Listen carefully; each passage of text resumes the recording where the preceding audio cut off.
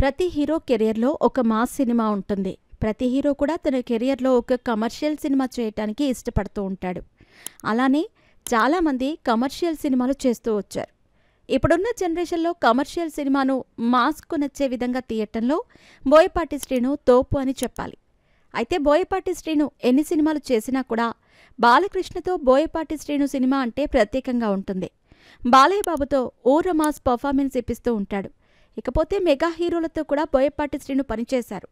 ముఖ్యంగా అల్లు అర్జున్ హీరోగా బోయపాటి శ్రీను సరైనోడు అనే సినిమా చేశాడు.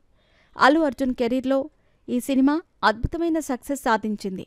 మునుపెన్నడూ చూపించిన విధంగా అల్లు అర్జున్ను ఈ సినిమాలో చూపించాడు బోయపాటి శ్రీను. ఈ సినిమా మొదలైనప్పుడు నుంచి ఇది ఒక కమర్షియల్ ఫిల్మ్ అంటూ ప్రమోట్ చేస్తూ వచ్చారు.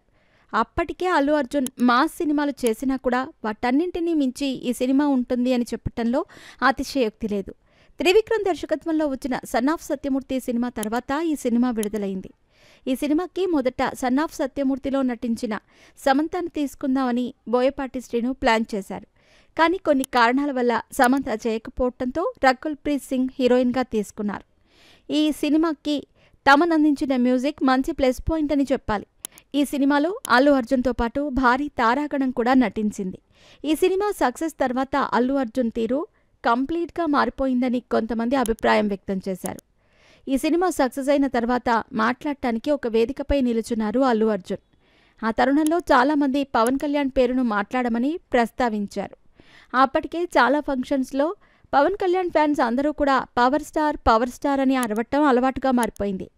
ఇక సరైనోడు సక్సెస్ మీట్లో అల్లు అర్జున్ డైరెక్ట్గా స్టేజ్ పైనే చెప్పను బ్రదర్ అని పవన్ కళ్యాణ్ను ఉద్దేశిస్తూ అనేశారు. ఇక్కడితో ఫ్యాన్స్ వార్ మొదలయ్యాయి.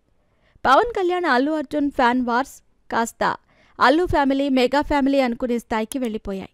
ఇక్కడి నుంచి అల్లు అర్జున్ కూడా తన అభిమానులను ఆర్మీ అని పిలవటం మొదలుపెట్టారని కొంతమంది అభిప్రాయం వ్యక్తం చేస్తూ ఉంటారు. నేటికి ఈ మార్పు జరిగి 9 ఏళ్లవుతోంది.